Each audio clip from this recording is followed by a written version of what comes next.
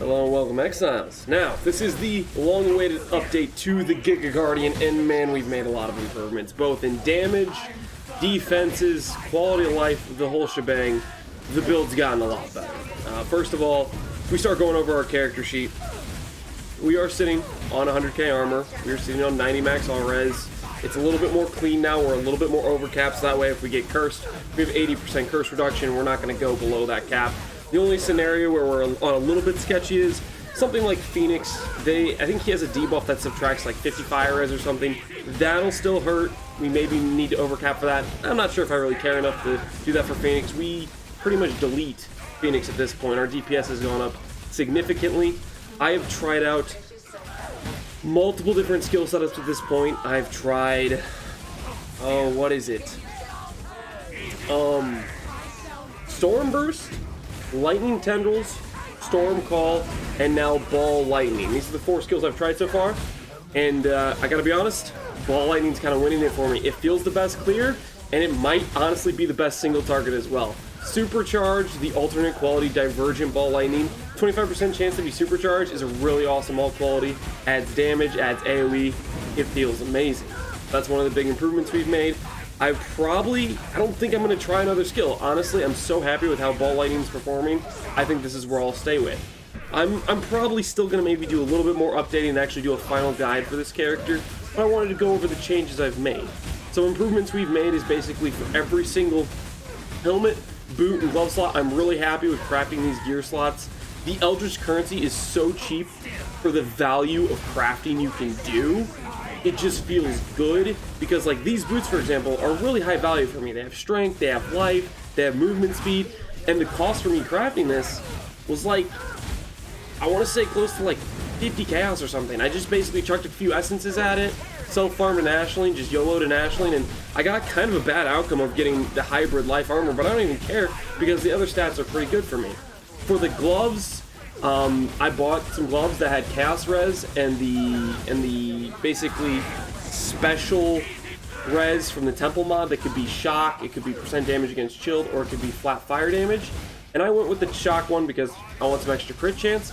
Also, and I don't really chill and I don't really ignite enemies, so there's no sense in the other mods. But then I did an Ashling YOLO and I got a suffix. I was probably going for strength in it, but Lightning and Chaos helps me fix my res. That's another thing we fixed is we have capped Chaos res for once in our lives, and no longer are we getting murdered by everything that's Chaos, because we used to be like negative Chaos res. We've made some big improvements there.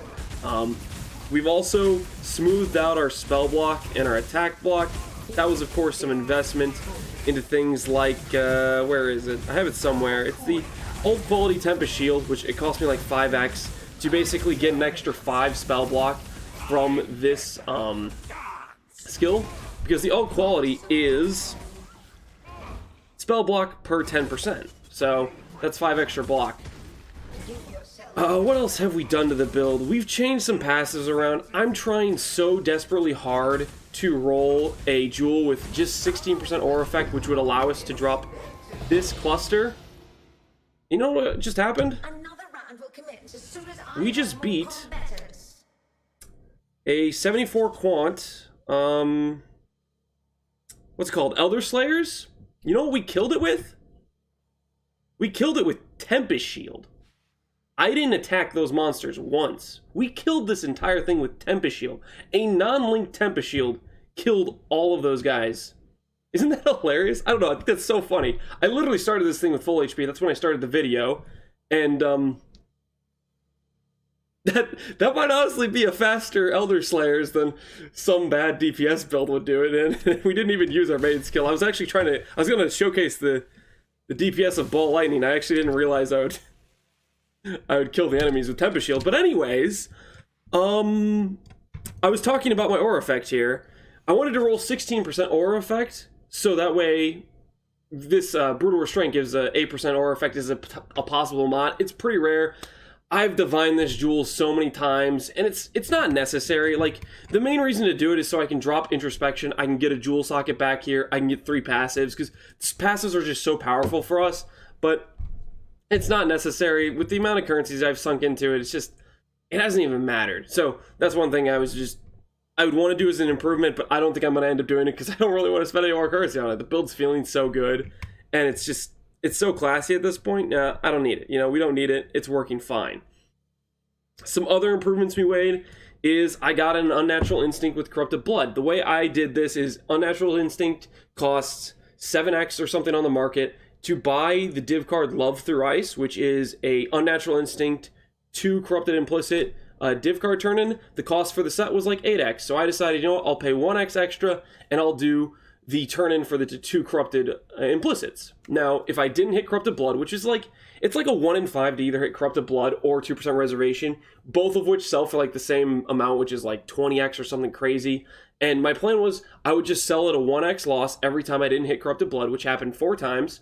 And then on the 5th time, I hit Corrupted Blood. So it gave me a bit of a discount or a savings on hitting Corrupted Blood. And that way, one of our deadliest, like, one of the biggest dangers to us, which is Corrupted Blood, one of really the only dangers to us, really, at this point, and it's now solved. So that felt really good. We upgraded our Watcher's Eye, getting something with Pen, crit reduction, regen. Speaking of crit reduction, we're effectively crit immune at this point. We get 57% from this jewel here. We get another 30% basically from the shield, and another 30% from Sanctum of Thought. So we're crit immune, we're 90 max all res, we have 100k armor, we can get up to, we potentially for 1 point could get 4 endurance charges, we get about 18% raw fizz reduction from our auras from the Guardian Ascendancy.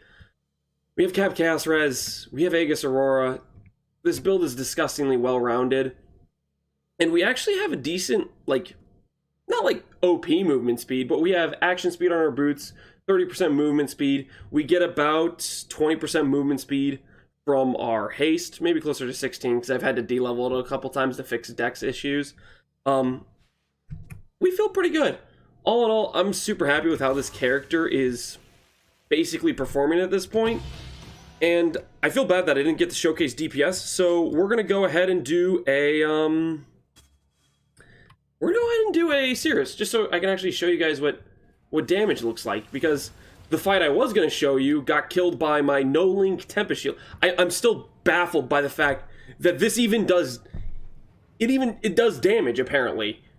I don't know how we killed the fight in like 5 minutes or whatever it was of me just being AFK trying to explain my passive tree to you, but that's what happened. So we'll go ahead and do Sirus real quick, so I can actually showcase, hey, this is what the build actually looks like in terms of damage numbers. Because obviously you guys didn't get a real showcase there because Tempest Shield's just overpowered apparently. Did you really think this would work? That kind of makes me wonder now, like, like would it be fun to make a build where you like 6-link your Tempest Shield? Because apparently it actually like it does some damage because it killed those bosses. I don't know how, but it probably wouldn't be that good. You know, you'd still have to wait for things to hit you. It'd still be awkward, but let's actually showcase what the build looks like in a fight and how Ball Lightning's doing for us. One thing I'd like to note is this Ball Lightning enchant was originally a Stormburst enchant because I made this helmet when I was planning to do Stormburst, and I was going to enchant my boots. I did Gift of the Goddess labs. I did like 3 till I hit Penetration, but in like the first lab, I hit Ball Lightning AoE, and I'm like, okay, well this will set me up to try Ball Lightning. And then the next lab, I hit additional prod for Ball Lightning. I was like, okay, cool, that's like the best enchant for Ball Lightning. Yes, please. It was a weird thing where the game was basically saying, hey, you should play Ball Lightning. Trust me, it'll be worth your time, and it has been. It's really kind of late, so I need to get going to bed, but I figure we can clear this real fast just to show you guys what it looks like in a fight like this. So this is a Sirus 8 or whatever, and he's phased. So our DPS is pretty solid here. We have a little bit of setup. The main setup we have right now is we have Frost Shield. We want that for base crit. It gives us some defense too. It actually is quite a bit of defense, but the main reason we are using it right now is for the 1.6 base crit. We have Assassin's Mark, which also gives us some base crit. We have Smite, which gives us a lot of flat damage. So those 3 things we like to do if we can, but that's the moral of the story of what we do for setting up on damage. And I need to remember to proc Righteous Fire. Sometimes I forget. It's a huge 40% damage multiplier, plus another 50% increased spell damage. To not have it on is really a mistake. But basically, the way Righteous Fire is working is Coruscating Elixir is being auto-used. I've had some people ask me about this, like, why is my Righteous Fire turning off? Righteous Fire turns off at 1 HP. Coruscating Elixir always sets your HP pool to 1 whenever it's used. So, therefore, when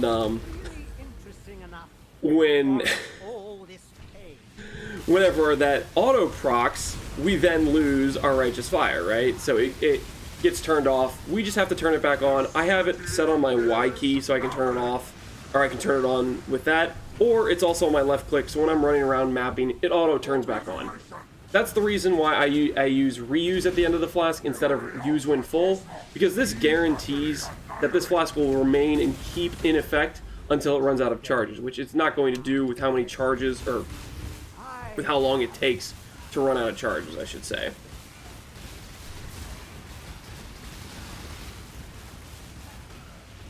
Alright.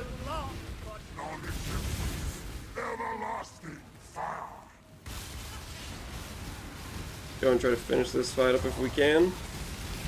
I don't want to get hit by the beams, because they make your guy like a taxler, which isn't just no, it's just no bueno. And actually, that's the first time I've seen an Orb of Dominance, so that's kind of cool. Anyways, that's what the character looks like now. That's what it looks like in a boss fight like Sirus. I'm really excited to put out the full guide for this character. It is a higher investment character. This is not a cheap build. I've put investment into it, and the reason I did is because I felt like it could be a really strong, really well-rounded character, and that's exactly what it is. It's got amazing defense. It's got really good offense. It's really relaxing to play. I don't have to worry about much. I can go AFK on a regular basis type of thing. The only, like, real danger we have right now is one nullifier mod. This is basically a monster monster mod you can get if you run a map with Nemesis on it. It's pretty rare. I've run like maybe, I don't know, 30 Nemesis maps at this point. I've died to it twice. And basically what it does is it's just a monster that can say, hey, your flask is no longer on, which means they can turn off my Coruscating Elixir, which means they can hit me with 1 chaos damage and basically kill my character. So that happens very rarely, but it can happen if you roll a Nemesis map. And then the second danger is the altars, the special altars you get from running the influence maps. There is a mod where the monsters get to basically just delete your flask charges, which would make us not sustain the flask, and then we would die to chaos damage, because that's the thing that prevents damage from going through our energy shield. So there's not too many weaknesses to this build, and the ones that are weaknesses we can basically very easily avoid just from a little bit of reading, which is hard for me sometimes and probably hard for others as well, but it's something we can for sure manage. So anyways, I just wanted to give you guys this update on the character, as well as let you know I am planning to make the basically fully fleshed out guide where I give a lot of detailed information on why I'm doing the things I'm doing and various upgrade paths if you want to start this character. Again, this is a high investment character. It's not something cheap. It's something that I felt was worth the investment, and I'm pretty happy with how it's turned out so far. So hopefully you guys have enjoyed this update to the GIGA Guardian. Take care, Exiles. Have a good one.